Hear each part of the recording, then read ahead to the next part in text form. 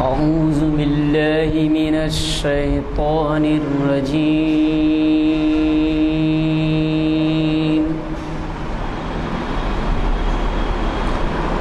بسم الله الرحمن الرحيم.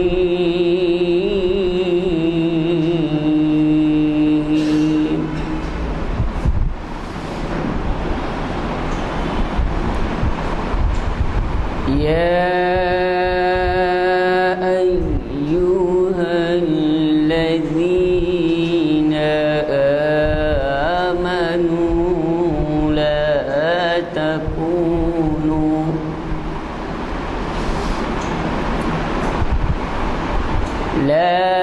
تكونوا كالذين آذوا موسى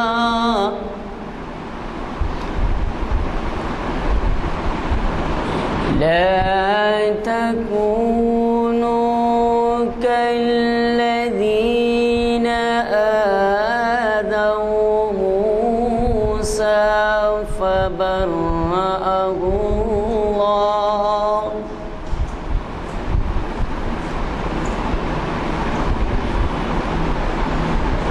لا تكونوا كالذين آذوا موسى فبرأه الله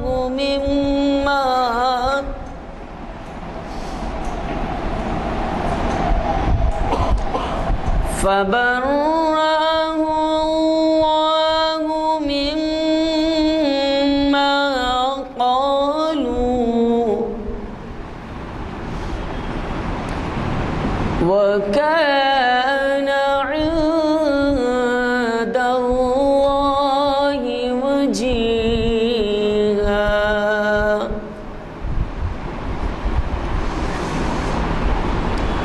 يا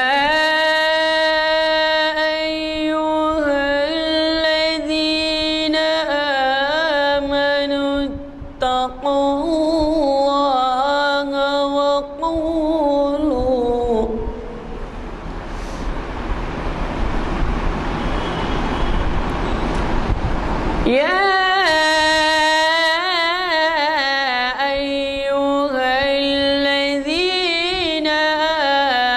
اتقوا الله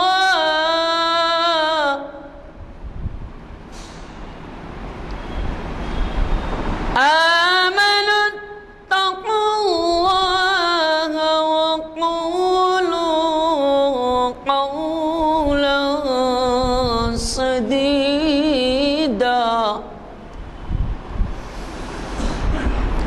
يصلح لكم أعمالكم ويغفر لكم ذنوبكم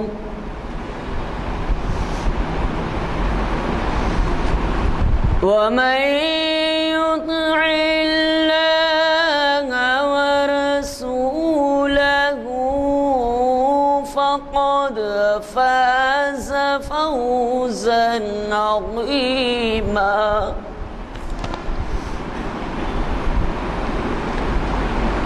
إنا عرضنا الأمانة على السماوات والأرض والجبال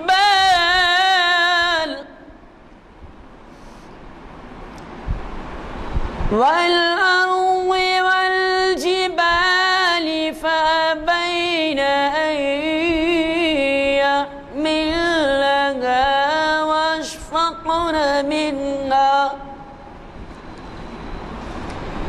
وأشفقن منها وحملها الإنسان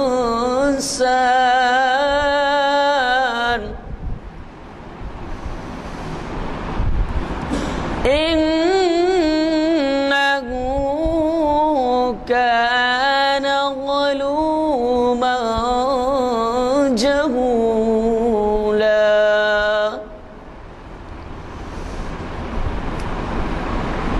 ليعذب الله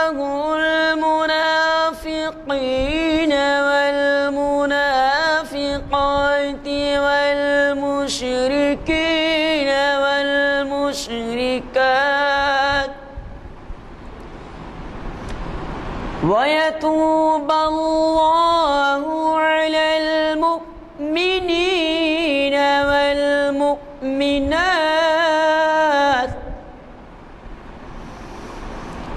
وَكَانَ اللَّهُ غَفُورًا رَحِيمًا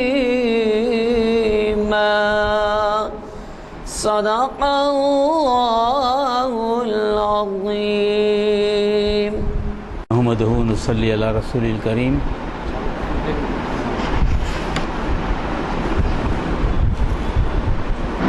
رب اشرح لی صدری ویسر لی امری واحلل عقدۃ من لسانی یفقہوا قولی۔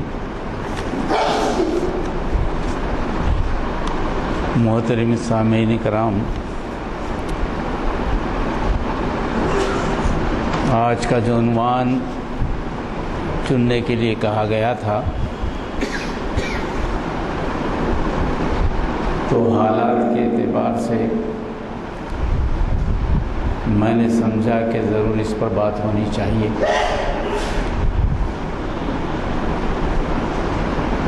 اور اس موضوع کو میں نے جنرلائز کیا ہے کہ اتنی سخت آزمائش کیوں؟ ایک پہلو تو یہ ہے کہ ہم بحیثیت مسلمان اس پر غور کریں، دوسرا پہلو یہ ہے کہ بحیثیت ہندوستانی شہری بھی اس پر غور کرے کہ حالات یہاں پر ایسے کیوں ہوئے ہیں۔ تو پہلے میں بحیثیت مسلمان ایک داعی امت کے اعتبار سے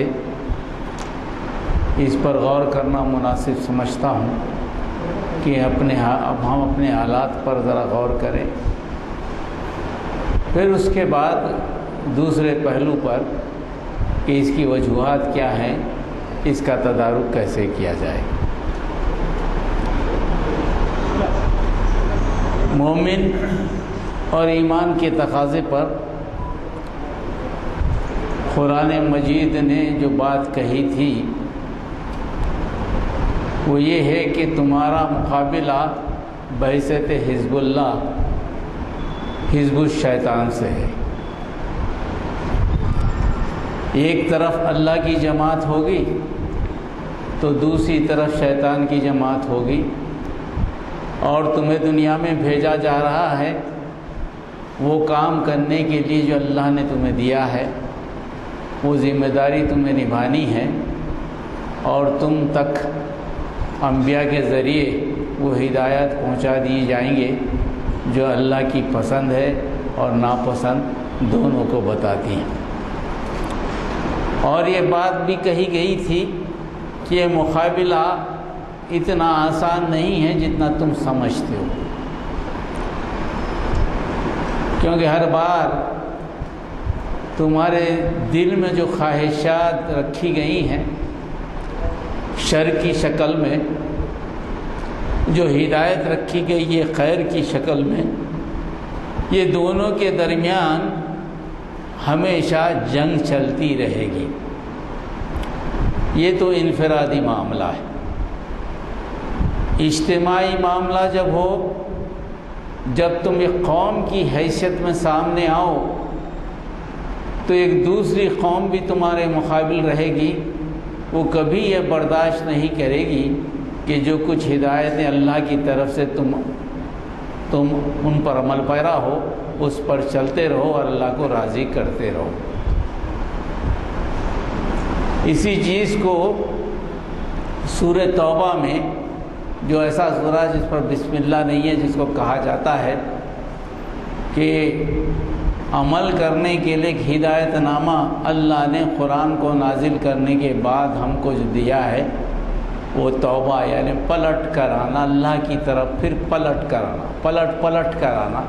اس سورہ توبہ میں ایک آیت جو ہے سورہ توبہ کے آخری حصے میں آئی ہے، 126ویں آیت، جو یہ کہتی ہے کہ اولا یرون انہم یفتنون فی کل عام مرۃ او مرتین ثم لا یتوبون ولا هم یذکرون۔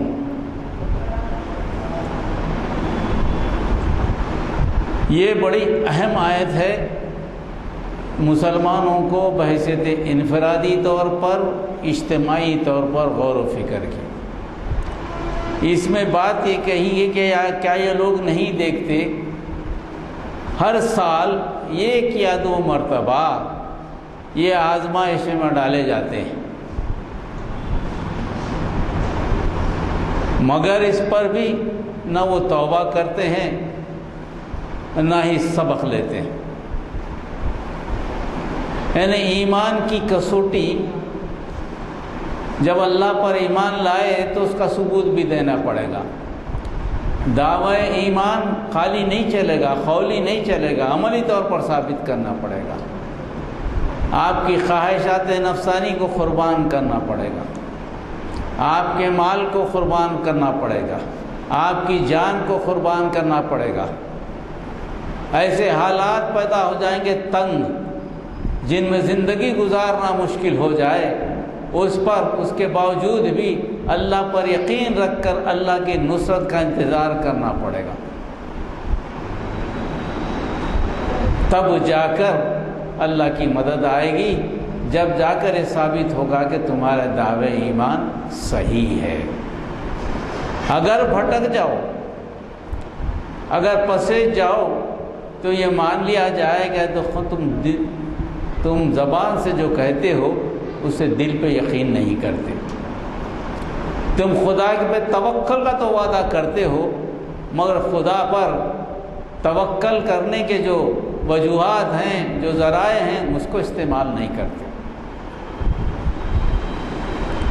آج کے حالات میں جہاں مسلمانوں کو اور خاص طور پہ وہ سارے ہندوستان کے بھائیوں کو جو انسانیت پہ یقین رکھتے ہیں، انسانی حقوق کو سمجھتے ہیں، عدل و انصاف پر یقین رکھتے ہیں، عدل کو مانتے ہیں اور دستور ہند پر یقین رکھتے ہیں اور چاہتے ہیں کہ دستور کی بنیاد پر کام ہو، وہ سارے لوگوں کو تختہ مشق بنایا جا رہا ہے۔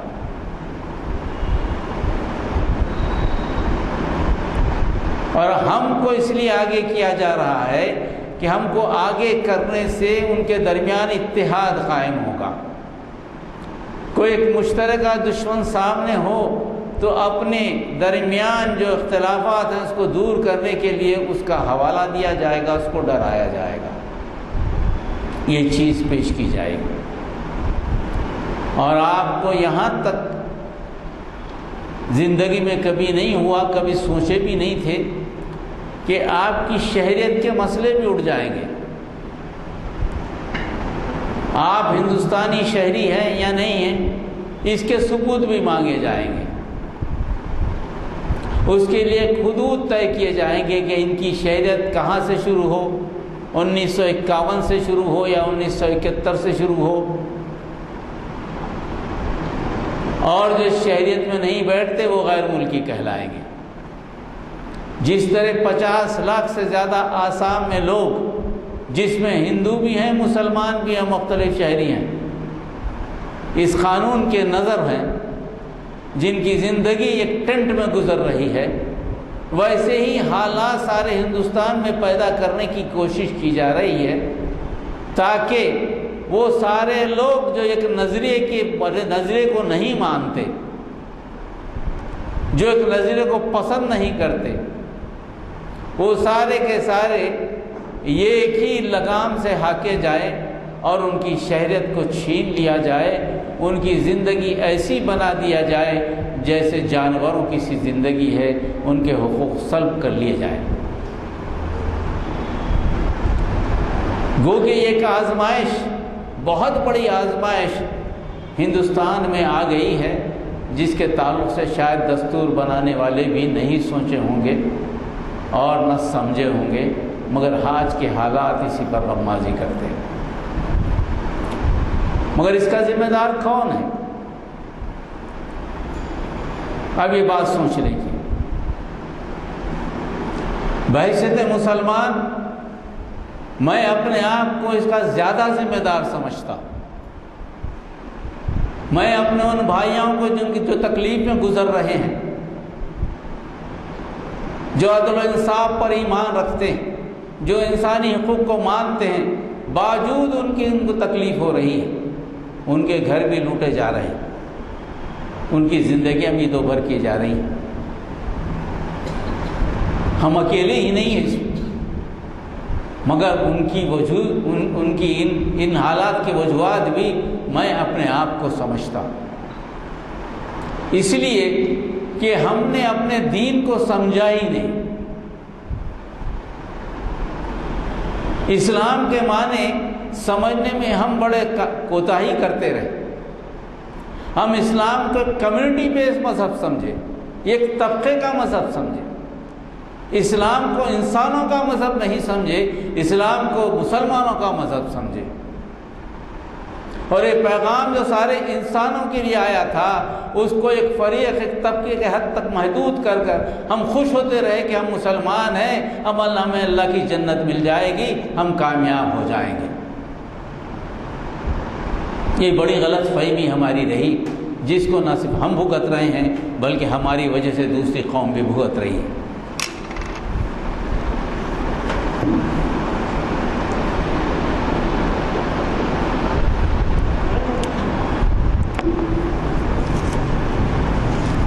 کیونکہ قرآن مجید نے سب سے پہلے تو مسلمانوں سے یہ کہا تھا، نبی کریم صلی اللہ علیہ وسلم کے ذریعے پیغام پہنچایا تھا، تمہاری جان و مال اللہ نے جنت کے عوض خرید لیے، تمہاری دنیاوی زندگی تمہاری نہیں ہے، یہ تو بکی ہوئی زندگی ہے جو اللہ نے خرید لی ہے، اور اس خریدی زندگی کا سودا تم کر چکے۔ جو چیز نہیں ہے اس کو بچانے کی تمہیں فکر کرنے کی ضرورت نہیں ہے، جس نے خریدا ہے اس کو زیادہ فکر ہوتی ہے اپنی چیز بچانے کی۔ مگر چونکہ اللہ نے تمہیں آزمائش کے لیے دنیا میں بھیجا ہے، ایک شر اور خیر کا دو پہلو ہے، جسے چاہے تم قبول کر لو۔ یہ اللہ کے پیغام کو قبول کرتے ہوتے تو تمہاری زندگی اچھی گزرتی، مگر تم نے اس کو اپنی زندگی سمجھا، اس کو بنانے میں لگ گئے، اس کو سنوارنے میں لگ گئے، اپنا سارا کام اس کام میں لگا دیے کہ مجھے رزق کیسے حاصل ہو، میں کپڑے کیسے پہنوں، میں دنیا میں کیسے اونچا رہوں، میری شہرت کیسی ہو، مجھے کیسے مانا جائے، میرا مقام کیسا بڑھے، میرا مرتبہ کیسا بڑھے۔ یہ فکر تمہیں کھائی جا رہی ہے، حالانکہ یہ فکر تو اسے ہونا چاہیے جس نے، جو تمہارا مالک ہے، جس نے تمہیں خرید لیا ہے۔ جو چیز خریدی گئی ہے اگر اہم چیز ہے تو اس کو اہم مقام پر رکھا جاتا ہے، اس کی حفاظت کی جاتی ہے، اس کے نشو و نما کی کوشش کی جاتی، اسے ضائع ہونے نہیں دیا جاتا۔ جو کام اللہ کا ہے اسے ہم ساری زندگی کرتے رہتے ہیں، اور ہم سمجھتے ہیں کہ ہم بڑا کام کر رہے ہیں، ہم اسلام کا کام کر رہے ہیں۔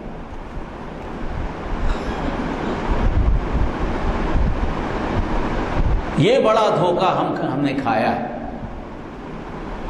اور آج بھی ہم اسی میں لگے ہیں، اس رزق کے پیچھے پڑے ہیں جس رزق کے دینے کا اللہ نے وعدہ کیا، جو مل جائے اس پر قناعت کریں، اس کے لیے تیار نہیں ہے۔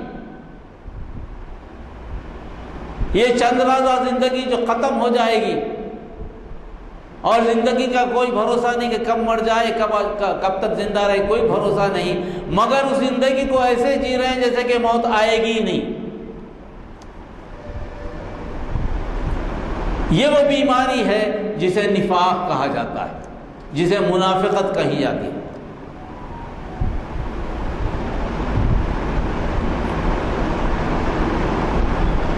اس حال پر ہمیں غور کرنے کی ضرورت ہے۔ ہمیں تو یہ چاہیے تھا جو کچھ حکم دیا گیا اس پر من و عن عمل کرتے، اس کے لیے راہ عمل بناتے، اس ہدایت پر چلتے، بے فکر ہو کر چلتے۔ جس نے جان دی، جان لینا اسی کا کام ہے۔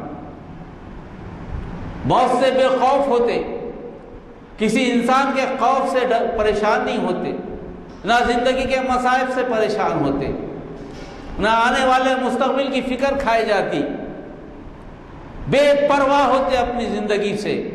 کہتے ہیں کہ بھئی جو لمحے ہمارے لیے دیے گئے ہیں وہ لمحے ہماری نعمت ہے، اللہ نے چن کر دیے، اللہ اس کی حفاظت کرنے والا ہے۔ یہ وہ ایمان جو صحابہ کا تھا، وہ ایمان کو کہ ہم ذکر کرتے ہیں مگر اپنی زندگی میں ہم شامل نہیں کرتے۔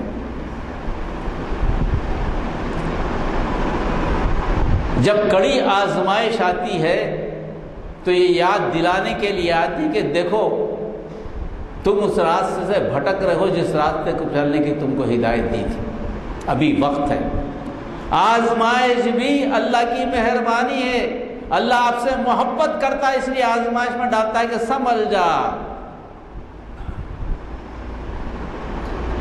قرآن مجید میں یہ کہا گیا ہے کہ اگر اللہ کوئی کام برا کر رہا ہے، برائیوں پر برائی کر رہا ہے، اللہ اس کو پکڑ نہیں رہا ہے، اس کو آزمائش میں نہیں ڈال رہا ہے، تو سمجھو کہ اللہ کا سخت ترین عذاب ہے، کہ اللہ اس سے بے پرواہ ہے، اس کے مستقبل سے بے پرواہ ہے، اس کی قیامت کی زندگی سے بے پرواہ ہے، اس کے لیے جہنم ٹھکانہ سوچ لیا گیا۔ آزمائش بھی اللہ کی رحمت ہے۔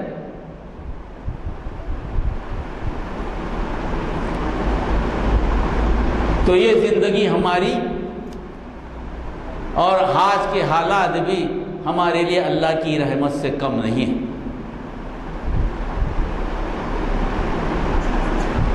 اور جب اللہ نے زندگی خرید لی، ہمارے لیے خرید لی، تو کیا حکم دیا؟ حکم دیا دیکھو میں نے تمہاری زندگی تو خرید لی ہے جنت کے عوض، اب تمہیں کیا کرنا ہے؟ تم جس مرحلے میں داخل ہو رہے ہو مرحلہ بڑی آزمائش کا ہے، اور یہ سمجھ رکھو، کیونکہ جو امتحان میں تمہیں ڈالا جا رہا ہے، امتحان کا پرچہ بھی میں تمہیں بتا دے رہا ہوں کہ پرچے میں کیا آنے والا ہے۔ پرچہ لیک کر دیا گیا، کیا ہونے والا یہ بھی بتا دیا گیا۔ کیا بتا گیا؟ وَلَتُبْلَوَنَّ بِأَمْوَالِكُمْ وَأَنفُسِكُمْ وَتُبْلَوَنَّ فِي أَمْوَالِكُمْ وَأَنفُسِكُمْ وَلَتَسْمَعُنَّ مِنَ الَّذِينَ أُوتُوا الْكِتَابَ مِنْ قَبْلِكُمْ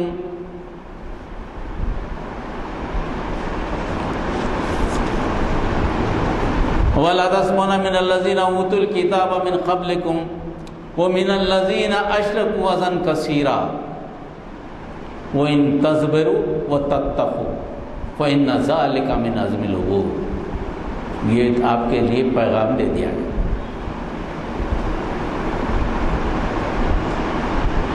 پہلے کی آیت میں سال میں 1 مرتبہ 2 مرتبہ آزمائش سے گزاریں گے، ایک بات ہے۔ اب اس آیت میں کہا گیا کہ وَلَتُبْلَوَنَّ فِي أَمْوَالِكُمْ وَأَنفُسِكُمْ۔ اے مسلمانوں یاد رکھو، ضرور ضرور تمہیں مال اور جان کی آزمائش میں ڈالا جائے گا، تم اس سے بچ نہیں سکتے۔ عربی سے باقی حضرات جاتے ہیں لَتُبْلَوْنَ، ضرور ضرور، کوئی شک نہیں ہے، تمہیں جان و مال کی آزمائش میں ڈالا جائے گا۔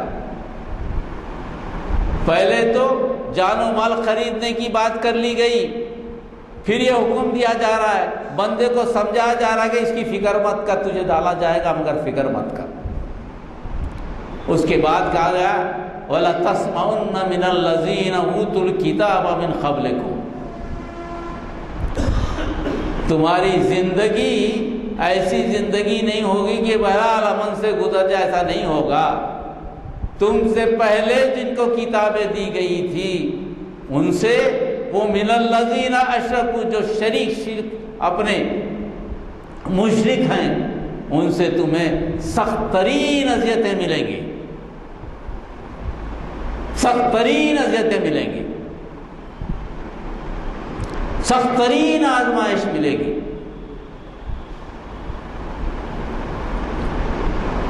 یہ شہادت گہ الفت میں قدم رکھنا ہے۔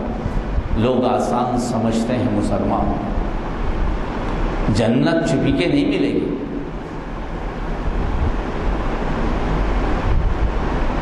رند کے رند رہے ہاتھ سے جنت نہ گئی، یہ بات نہیں ہونے والی، یہ بات بتا دی گئی کہ بھائی تمہیں آزمائشوں میں ڈالا جائے گا ضرور بضرور، اور تم کو سخت اذیتیں پہنچیں گی، اہل کتاب سے بھی مشرکین سے بھی۔ تو پھر کرنا کیا چاہیے؟ جب امتحان میں بیٹھا گیا تو حل بھی تو بتائے، تو قرآن میں کہا گیا وَإِن تَصْبِرُوا وَتَتَّقُوا فَإِنَّ ذَلِكَ مِنْ عَزْمِ الْأُمُورِ۔ دو ہی چیزیں تمہیں کرنی پڑے گی، صبر اور تقوی، اللہ سے ڈر۔ اب صبر کے معنی کیا ہے ہمارے پاس؟ صبر کے معنی عام طور پر کیا کہتے ہیں کہ بس تکلیف سہنے کے بعد خاموش بیٹھ جانا، کوئی تھپڑ مارا اب برداشت کر لو، عام طور پہ صبر کے جو معنی لیے جاتے ہیں۔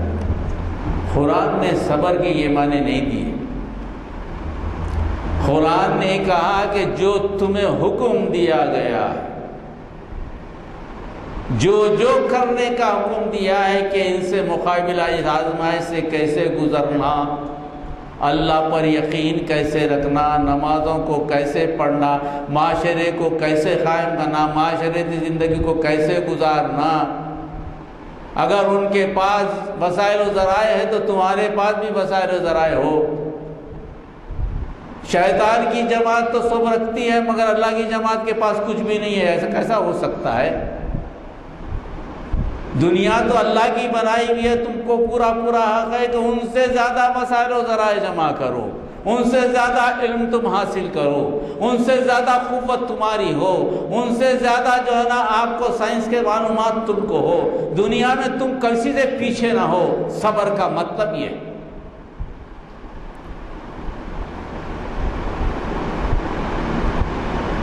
مقابلے پہ کوئی آ جائے تو اس سے مقابلہ کرنے کی صلاحیت تمہارے پاس ہو، مگر یہ ہے کہ کبھی نفس نہیں آنا چاہیے،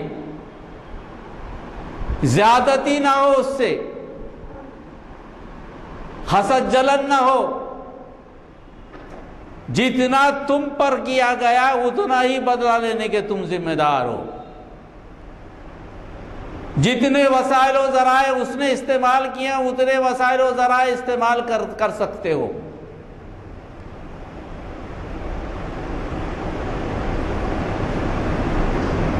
یعنی اللہ کی حکم کی تعمیل میں تمہاری طرف سے کوئی کوتاہی نہ ہو۔ آج کی دنیا میں اگر انٹرنیٹ کا معاملہ ہے، انٹرنیٹ سے حاوی ہو رہے ہیں تو انٹرنیٹ کا جاننا تمہارے لیے ضروری ہے۔ کوئی کمپیوٹر میں آگے ہے، کمپیوٹر کا جاننا ضروری ہے تمہارے پاس۔ کوئی ٹیکنالوجی میں آگے ہے، ٹیکنالوجی جاننا ضروری ہے تمہارے پاس۔ کوئی بھی علم جس کی بنیاد پر تم زیر ہو سکتے ہو، اس علم کا جاننا اتنا ضروری ہے کہ وہ زیر ہو جائے تم زیر نہ ہو سکو، کیونکہ اس نے بھی تو وہ وسائل و ذرائع استعمال کر رہے ہیں جو اللہ نے دیے ہیں، پھر تم کیوں پیچھے ہو؟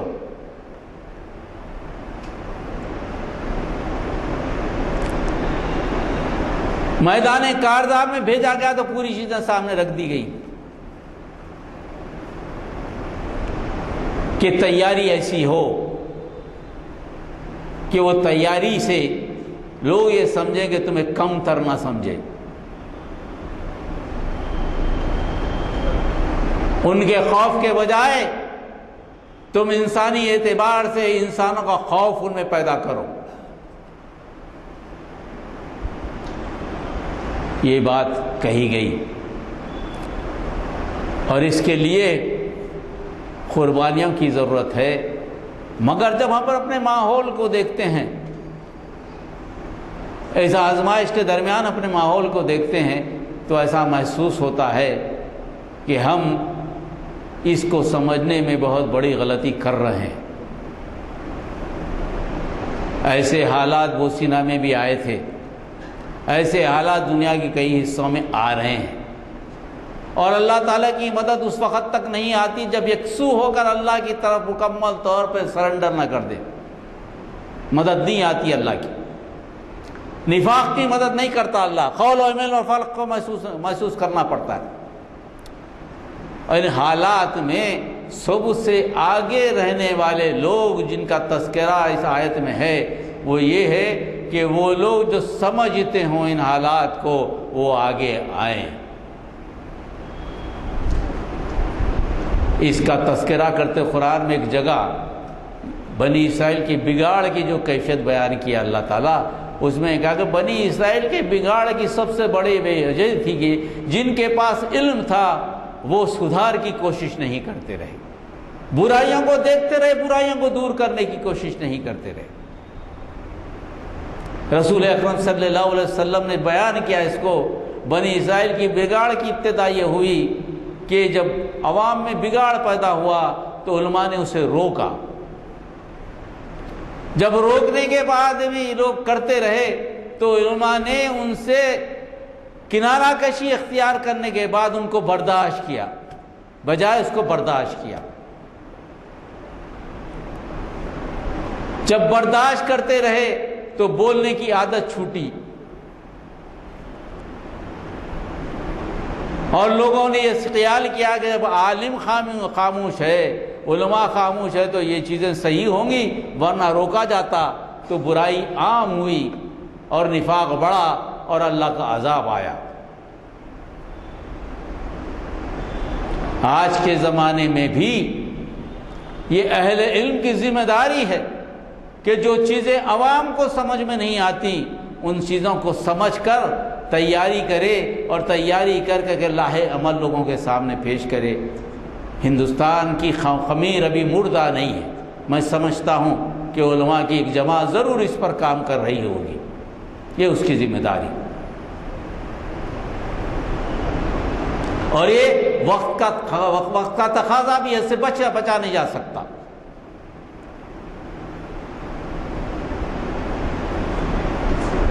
اس آزمائش کو سمجھنے کی کوشش کیجیے۔ ہر آدمی اپنے اعتبار سے ہر جگہ آدمی حاکم بنا کر پیش کیا گیا ہے۔ مرد ہے تو کوئی نہ کوئی اس کے قابو میں ہے، بچہ قابو میں، خاندان قابو میں، کوئی نہ کوئی تو اس کے قابو میں ہے۔ اس کی ذمہ داری ہے کہ ان چیزوں پہ غور کرے۔ اگر اس سے پہلو تو ہی کریں گے تو آزمائش کے جو پھندا ہے وہ اور مضبوط ہوگا، بچ نہیں سکیں گے اس سے۔ اس کی دوسری ذمہ داری یہ ہے، ایک تو یہ کہ مسلمان ہونے کے ناطے اپنے معاشرے کا تحفظ کریں، دوسری یہ بات ہے کہ دوسرے معاشرے کا بھی تحفظ کریں۔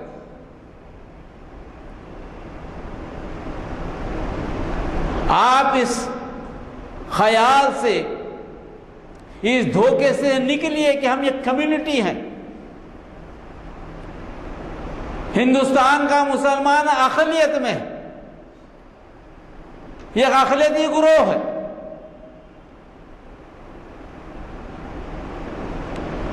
اس غلط فہمی سے نکلیے آپ۔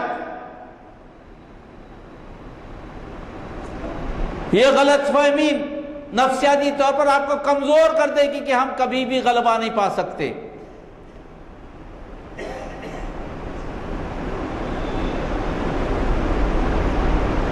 کیا ہمیں وہ واقعہ یاد نہیں جب طالوت و جالوت کی جنگ ہو رہی تھی؟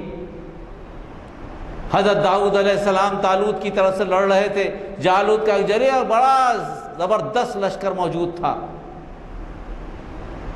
طالوت کے ساتھ جانے والوں کے لوگوں نے جب دیکھا کہ اتنا بڑا زبردست لشکر ہے، پہلے تو آزمائش ہوگی، بیچ میں ایک نہر ملتی تھی، کہا گیا کہ دریا سے پانی پینے والا ہمارے درمیان کا نہیں ہوگا۔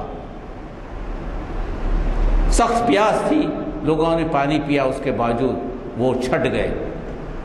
اس کے بعد جب آگے بڑھے، جب بڑے لشکر کو دیکھا، ایک بہت بڑا لشکر، یہ تعداد میں کم، ان میں سے بعض نے کہا کہ ہم ان سے تو مقابلہ نہیں کر سکتے، ہمیں تو ہار ہو جائے گی، غیر ضروری جان جوخم میں ڈالنا ہے، بچ نہیں سکتے۔ اس وقت کی ایمان کی کیفیت کو قرآن مجید نے کہا ہے۔ ان میں کے چند لوگ جو اللہ پر یقین رکھتے تھے کہ اللہ سے ملنا ہے، جنہیں یقین تھا کہ اللہ سے ملاقات ہوگی، ان کا ایمان اور مضبوط ہو گیا۔ انہوں نے کہا کہ بارہا ہم نے تاریخ میں دیکھا ہے کہ قلیل تعداد کو اللہ کے حکم سے کثیر تعداد پر غلبہ ملا ہے۔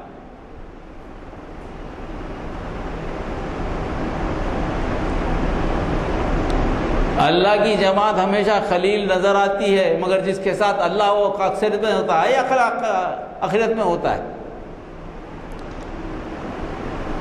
یہ آپ کے دماغ میں ڈال دیا گیا۔ آپ تعداد میں کم ہیں، آپ ہر جگہ کمزور ہیں، آپ کچھ کر نہیں سکتے، آپ پر جو چاہے حکم نافذ کر دے آپ خاموش بیٹھیں گے۔ اس سے نکلیے کہ ملک سبھی کا، سب اس کے شہری، کوئی کم ہے نہ کوئی زیادہ ہے، کوئی چھوٹا ہے نہ بڑا ہے، ہر ایک نے اس کا دستور بنایا۔ ایک ذہنی تبدیلی کی ضرورت ہے۔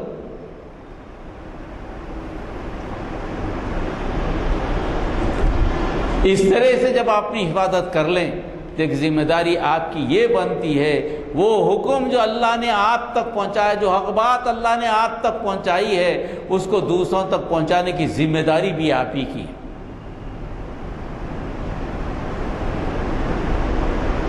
جب تک سچی بات نہیں بتائیں گے آپ تو دوسروں کو یقین کیسا ہوگا کہ اللہ کی کتاب ہے، رسول سب کے ہیں، اللہ سب کا ہے؟ کیا قرآن مجید مسلمانوں کی کتاب ہے؟ مسلمانوں کی بھی کتاب ہے۔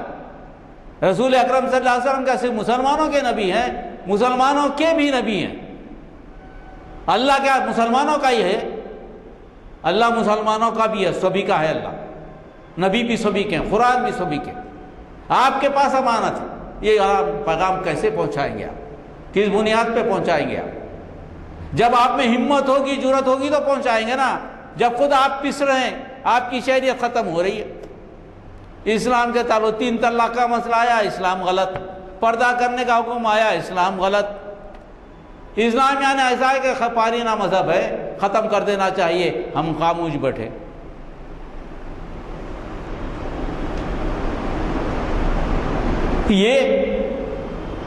یہ عادت و اطوار، یہ سوچ و فکر، اور پھر اسلام، پھر مسلمان، یہ کیسے ہو سکتا ہے؟ کیسے ہو سکتا ہے بھائی؟ بتاؤ تو صحیح مجھے۔ کوئی توحید پہ حرف لائے آپ خاموش بیٹھے، کہ رسول کی رسالت پہ بات کرے آپ خاموش بیٹھے۔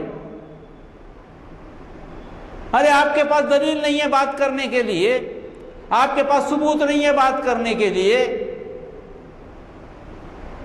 کہ قرآن میں دوسرے مذاہب کا تذکرہ نہیں ہے، قرآن میں دوسرے عقائدوں کا تذکرہ نہیں ہے۔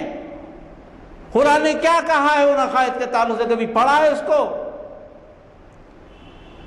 یا صرف 313 33 طرح کے فقہ کی آیتیں پڑھ کر خوش ہیں آپ؟ 333 پڑھ کر 6666 آیتیں۔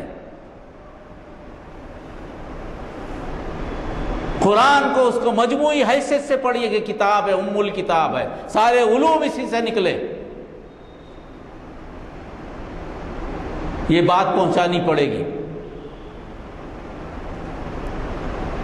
آپ کو کمزور کیا جا رہا ہے، تو سارے لوگوں کو کمزور کیا جا رہا ہے جو نہ یہاں کے دستور پر ایمان رکھتے ہیں، دستور پر یقین رکھتے ہیں، دستور پر چلنا چاہتے ہیں۔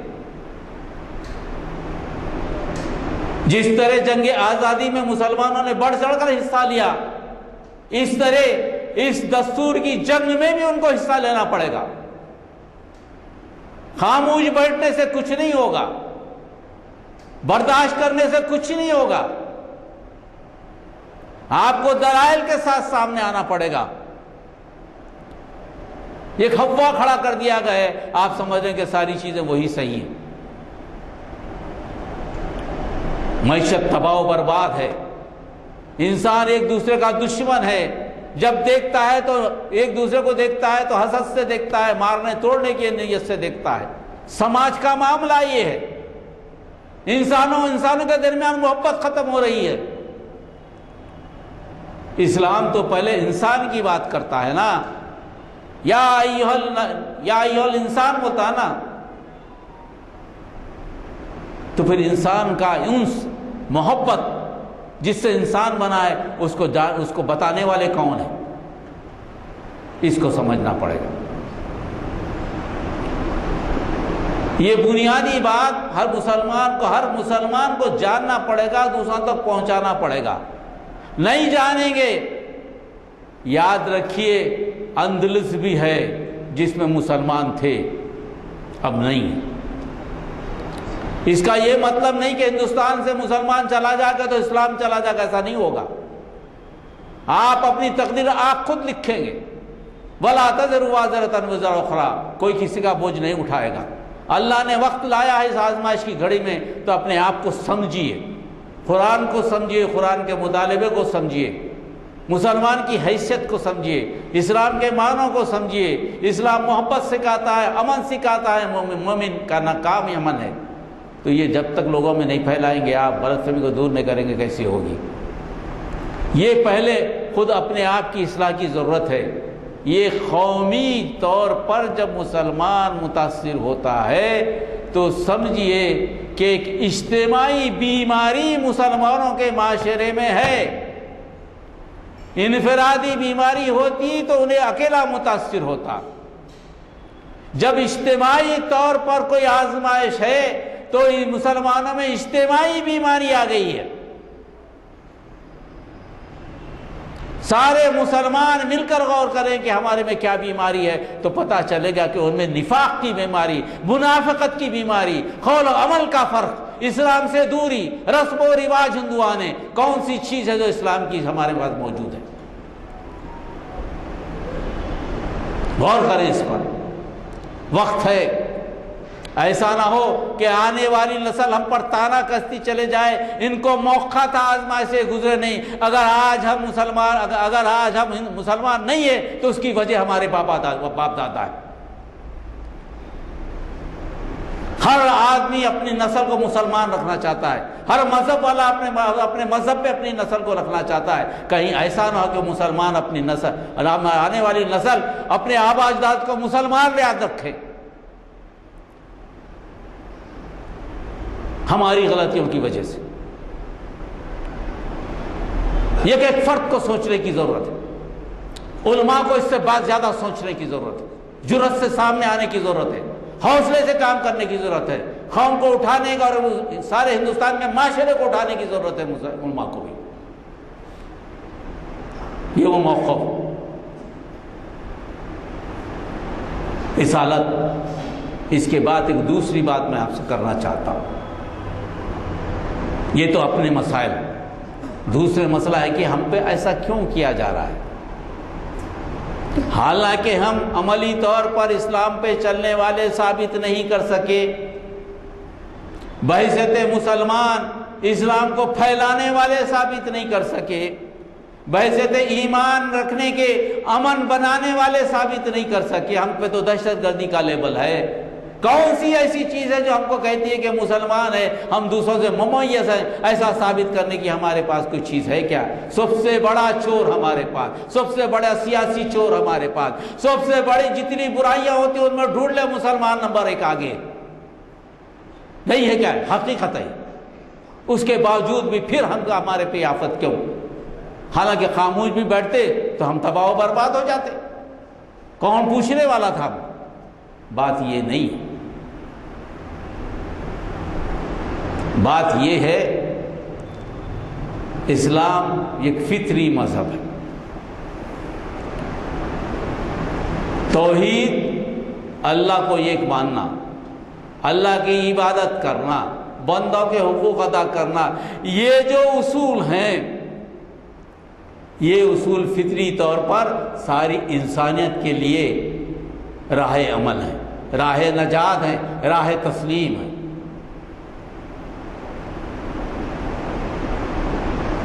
جب ہمارے دوسرے لوگ اسلام کا مطالعہ کرتے ہیں تو ان کو اپنی خامیاں نظر آتی ہیں، وہ خوف زدہ ہو جاتے ہیں کہ اگر یہ چیز، یہ سچائی ہمارے لوگوں کے درمیان آ جائے، کیونکہ اب معلومات پر کوئی روک لگے ایسا ممکن نہیں ہے۔ انٹرنیٹ سے یہ چیز آج نکلی، سیکنڈز میں باہر چلے جا رہی ہے۔ اسلام کا معاشی نظام آ جائے، اسلام کا معاشرتی نظام آ جائے، اسلام کا عدل و انصاف آ جائے، اسلام کی وحدانیت آ جائے کہ اللہ ایک ہے، آنے والے رسول ہیں، ان کا سیرت سامنے آ جائے، ان کے جو لوگ ہیں جو تلاش میں ہیں کہ عبادت ہو تو ایک ہی خدا کی ہو، اصول ہو تو سب کے لیے ایک اصول ہوں، عدل ہو تو سب کے لیے اصول ہوں، وہ ان کو جگہ مل جائے گی، ان کو موقع مل جائے گا، تو وہ اپنے لوگوں کو اپنے کنٹرول میں نہیں رکھ سکیں گے۔ ان کو بڑا خوف ہے اس سے کہ اسلام کی صحیح شکل عمل مسلمانوں کے ساتھ مسلمان تو پیش نہیں کر سکے، اگر قرآن اور کتاب سنت اور اللہ کے نبی کے سیرت پیش کر دے تو پھر ہم کیسے بچیں گے؟ اس لیے چاہتے ہیں کہ بھئی سیرت کو بدنام کر دیں، قرآن کو بدنام کر دیں اور اسلامی اصول کو بدنام کر دیں، اور وہ بحث کرنا ہی نہیں چاہتے، کیونکہ وہ اپنی کتابوں سے بھی ڈرتے ہیں، کیونکہ انہوں نے اپنی کتابوں کو اپنے لوگوں سے چھپا رکھا ہے۔ کتابوں میں جو حقیقت ہے وہ لوگوں کو بتائے نہیں۔ اگر وہ کتابوں کی حقیقت لوگوں کے سامنے آ جائے تو کہیں گے کہ بتاؤ تو صحیح، ہندوازم میں ایسا ہے، اسلام میں ایسا ہے، کون سی چیز ہے؟ مقابلے کے لیے، بات چیت کرنے کے لیے بات چیت کرنے کو تیار نہیں ہے، دلیل دینے کو تیار نہیں ہے کتابوں سے۔ کیا توحید ہندو مذہب میں نہیں ہے؟ توحید ہے۔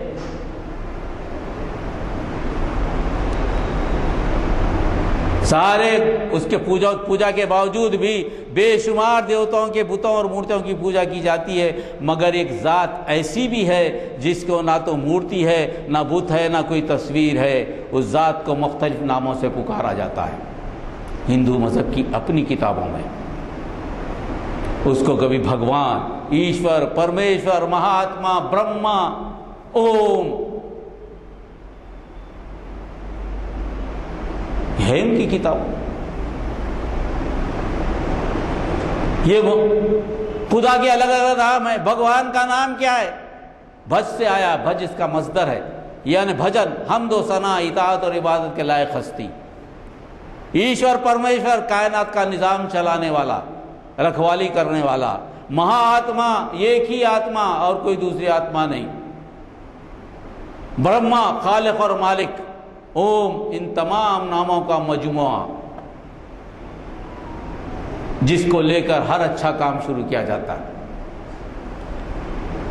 یہ باتیں ہم پوچھ سکتے ہیں؟ نہیں پوچھ سکتے۔ بات قرض کی جا سکتی ہے؟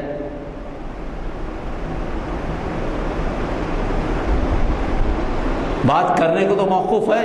تعالوا الی کلمۃ سواء بیننا و بینکم، اے اہل کتاب آئیے ہمارے درمیان جو مشترک ہے اس کی بات کریں گے۔ اللہ ایک، تمہارے پاس بھی ہمارے پاس بھی، جھگڑا کا ہے کون کرے؟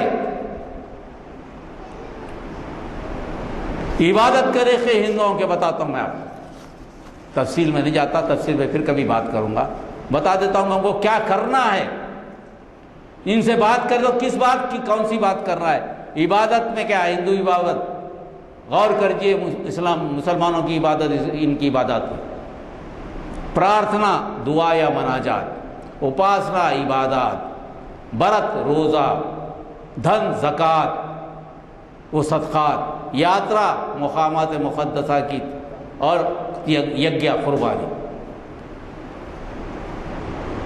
मगर ये सब चीज़ें किस बुनियाद पे हैं, कहाँ पर बात है? बात करने को मौका है। इबादत के अरकान, इबादत कैसी की जाए? 3 चीज़ें, योग, मुराक़बा यानी खुशू और खुजू से इबादत हो,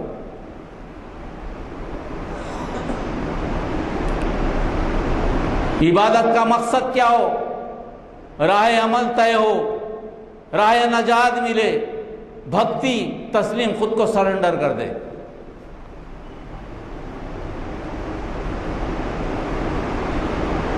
इसके बाद बदन की इबादत, आवाज़ की इबादत, दिल की इबादत की तफसील मौजूद है जो हम बात करना चाहते हैं, मगर वो लोग बात करने को तैयार नहीं, क्योंकि ये जब बात आएगी तो हकीकत लोगों के सामने आ जाएगी। मगर ये बात हमको करना पड़ेगा ना, आज के ज़माने में हमको करना पड़ेगा। इस्लाम को गाली देने वाले को बात करनी पड़ेगी ना, तुम्हारे पास क्या है बताओ, तुम्हारी किताबों से बताओ। दिल की बदन की इबादत में क्या रखा गया है, देखिए, गौर कीजिए। व्रत रोज़ा रखना बदन की इबादत, देवता के सामने सजदारेज होना, सजदा करना, अपने बदन में अपने आप को मिटा देना, खत्म कर देना अपनी हस्ती को, बदन की इबादत। और खिदमत करना, अल्लाह की इताअत करना। देवताओं का नाम लिया गया मगर इताअत है। बदन की सफाई है और किसी की जान लेने से परहेज करना।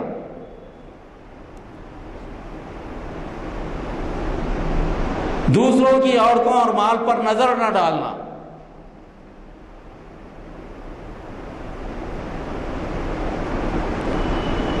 आवाज की इबादत में क्या लिखा है? मुक़द्दस किताबों को पढ़ना, खुदा की नाम की तस्बीह बयान करना, हमेशा सच बोलना, लोगों से नर्म कलामी।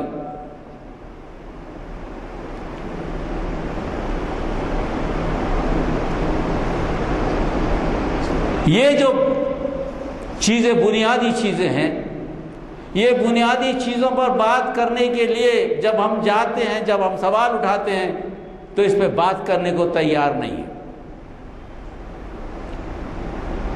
इनके बड़े लोग तैयार नहीं है, मगर आम लोगों से तो बात की जा सकती है ना। तुम्हारी किताबों में लिखा है भाई, हमसे कई को झगड़ रहे हो, तुम्हारी किताबों में तो लिखा है। औरतों को पर्दा करना तुम्हारी किताब में लिखा है, मर्दों को नीची नजर करना तुम्हारी किताबों में लिखा है, कुर्बानी देना जानवरों की तुम्हारी किताब में लिखा है।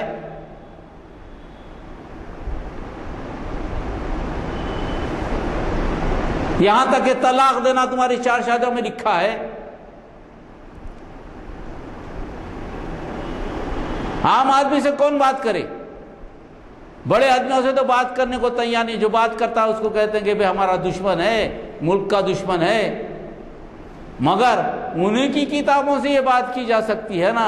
जब उन्हीं की किताबें उनके सामने ले जाएंगे, भाई तुम्हारी किताब में ये लिखा है देखो, उससे इनकार की गुंजाइश है? किसी के पास नहीं है, किसी के पास भी गुंजाइश नहीं। तो मतलब ये कि नबी करीम सल्लल्लाहु अलैहि वसल्लम जो हुक्म था कि जिस जगह जाकर तुम्हें दावत देनी है, उस समाज की ज़बान को समझो, उस ज़बान की तहज़ीब को समझो, उस ज़बान की इस्तिलाहों को समझो, उनकी गौर, उनकी फ़िक्र को समझो, जब जाके उनको तबलीग करो तो तबलीग होगी। हिंदुस्तान में हमारी खुशकिस्मती है, हर 17 किलोमीटर पर एक समाज मिल जाएगा। कहीं एक अकीदा नहीं है किसी जगह भी। तो मतलब है कि 17 किलोमीटर में जो रहने वाले मुसलमान हैं, अगर उसका मुताला करें तो वो लोगों से रत पैदा कर सकते हैं।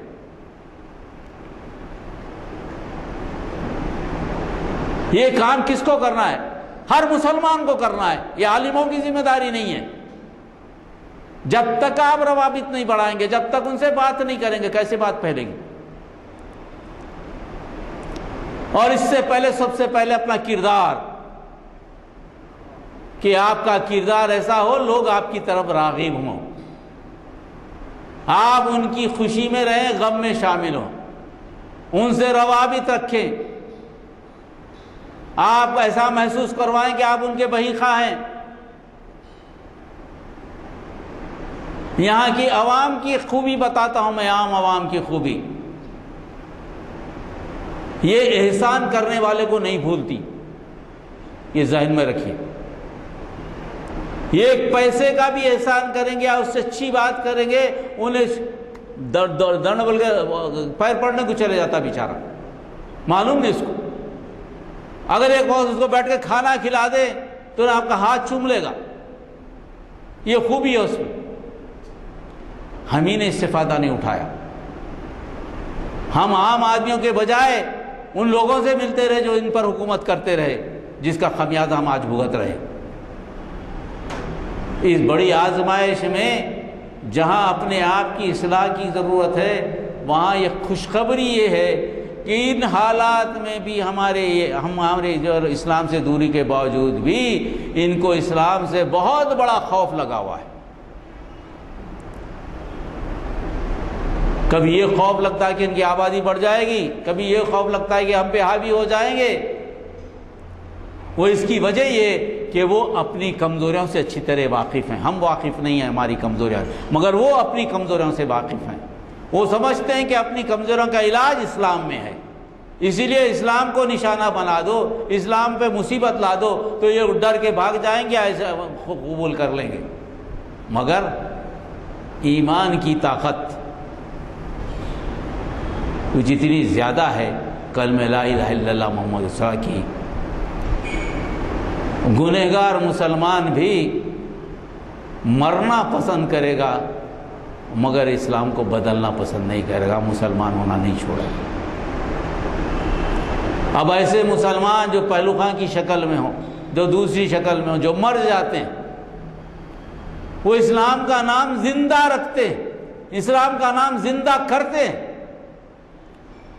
اس کے خون کا ادھار تو ہم پر ہے۔ انہوں نے جو اسلام کو زندہ رکھا، وہ اسلام کو باقی رکھنے کی ذمہ داری تو ہماری ہے۔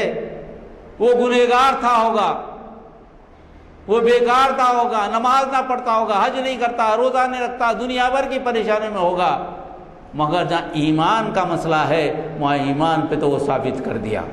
ویسے لوگوں کی حفاظت کی ذمہ داری کس کی ہے؟ اب یہ بات ہم کو سوچنا ہے، وہ تو ایک بات۔ اور دوسرے دلت بھائی، دوسرے لوگ جو غیر ضروری پس جا رہے ہیں بیچارے،